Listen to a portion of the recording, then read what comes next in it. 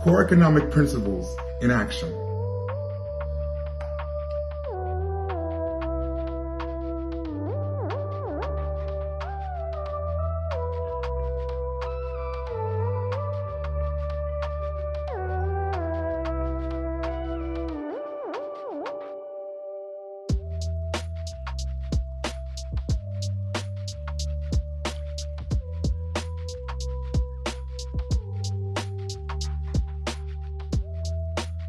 Hello everybody, my name is Aaron Burgos. Today we're going to break down 3 of the most critical concepts of economics using what we learned during our class discussions and the framework from the first 3 chapters of Krugman and Wells' microeconomics textbooks, which probably the only one I got it.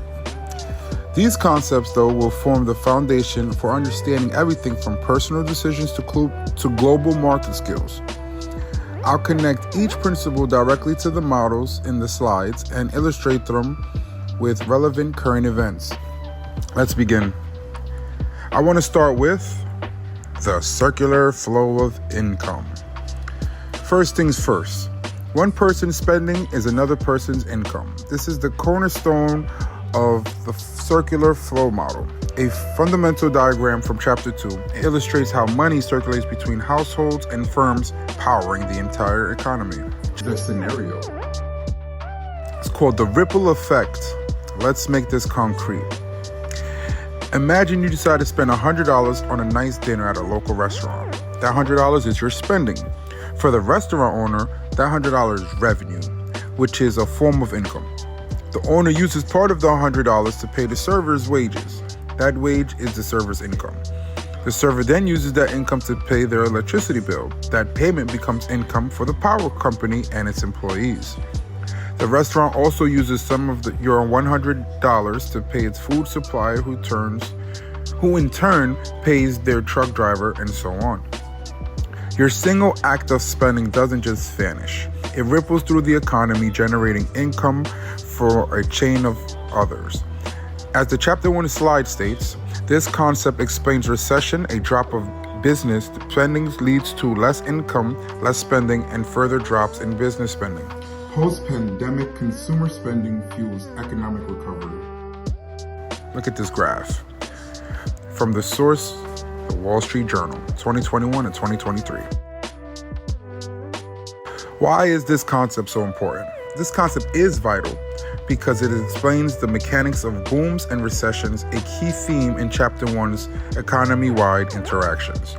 When confidence is high, people spend freely, creating robust incomes for others who then spend more on themselves. This creates a virtuous cycle of economic expansion. Controversially, during a crisis, say like early COVID pandemic, where fear causes people and business to stop spending, this means others stop earning money. This creates a vicious cycle or a recessionary spiral. This is precisely why governments enacted massive stimulus checks and aid programs. As Krugman and Wells would argue, the goal of these policies was to directly inject spending into the circular flow to break the cycles and support demand, preventing incomes from completely collapsing. It was a direct application of this core principle, or shall I say it was. Next, I'd like to talk about Opportunity cost. the true cost of something is the opportunity cost. Definition: what you must give up in order to get something. Our second concept is opportunity cost, a principle of individual choice from chapter 1. While the circular flow looks at the whole economy, opportunity cost governs individual decision making.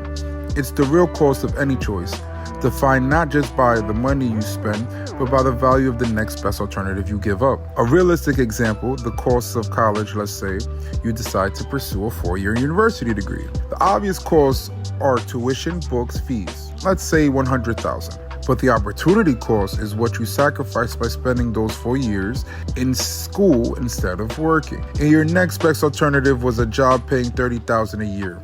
you're giving up $120,000 in potential earnings over 4 years. Therefore, the true economic cost of your degree isn't just $100,000. It's $100,000 plus $120,000 equaling $220,000 plus the value of free time and experience you sacrificed. You hope the degree provides a return greater than the $220,000 cost over your lifetime. This calculation rooted in the concept of trade-offs is why some people choose skilled trades or coding boot camps, which is a direct monetary cost, and the opportunity cost of their time are lower. The Great Resignation, 2021 to 2022.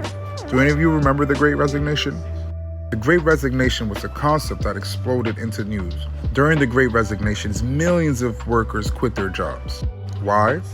Because they reassessed the opportunity of staying. The value of the alternative, which was switching to a new job with a higher pay and better conditions, going back to school, or even staying at home to care for their family, all of which outweighed the benefits of remaining in their current, often unsatisfying role. They made a rational economic choice based on a recalculation of their opportunity cost, just as the model predicts. Look at these incentives. People respond to incentives, exploiting opportunities to make themselves better off. Anything that offers reward to people who change their behavior. Cause and effect. Finally, we have incentives. If opportunity cost is the landscapes of choices, incentives are the signposts that push us down one path over another. Chapter 1 emphasizes that this principle is crucial to economic behavior. Furthermore, Chapter 3 supply and demand model is built on it. Price is the ultimate incentive, signaling to buyers and sellers how to behave. Here's a scenario. Imagine gasoline prices and electric vehicles. Imagine the government wants to reduce air pollution. It can use two types of incentives. A positive incentive, a carrot, offers a $7,500 tax credit for anyone who buys an electric vehicle. This incentive lowers the effective cost of an EV, motivating more people to buy one. This increases demand for EVs, shifting the demand curve to the right. A negative incentive, a stick, it imposes $2 per gallon tax on gasoline. This incentive raises the cost of driving a gas-powered car, also motivating people to switch to an EV or drive less. This decreases demand on gasoline. Both policies are incentives to try and achieve the same goal by changing consumer behavior, a direct application of the principle. Why are incentives important? Incentives are the primary tool of economic policy. Getting them right is everything, and getting them wrong can lead to bad incentives, as Chapter 1, Costco's example question showed. Current Event 1, the Inflation Reduction Act, 2022. This recent law is a perfect example of using massive positive incentives like hundreds of billions of dollars in tax credits to achieve policy goals. It creates incentives for companies to build solar panel and battery factories in the U.S., affecting supply, and for consumers to buy EVs and install heat pumps, affecting demand. The goal is to change long-term economic behavior to boost green energy and domestic manufacturing. Perfect example was the high interest rates from 2023 to 2024. The Federal Reserve's main tool to fight inflation in interest rates, a low key factor that shifts both supply and demand curves in the loanable funds market. Problem? Inflation is high. People are spending too much, pushing prices up. Solution? The Fed raises interest rates. The change incentive? Saving money in a bank now earns a higher return, which is a positive incentive to save. Borrowing money for a car, house, or business expansion becomes much more expensive, which is a negative incentive to spend and invest. The goal, this incentivizes people and businesses to spend less and save more. This reduction in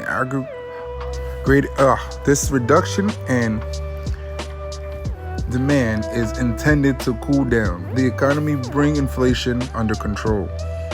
This is a pain but classic example of using a system-wide negative incentive to achieve microeconomic stability. In conclusion, spending becomes income, powering the microeconomy through the circular flow. Our choices always have an opportunity cost guiding our personal decisions on inside the production possibilities frontier. And incentives are powerful tools that shape all of our behavior, moving us along, shifting the supply and demand curves that determine marketing outcomes. Understanding these three concepts together gives us a powerful model, as Krugman and Wells intended to understand everything from a global recession to your own career choices. Thank you all.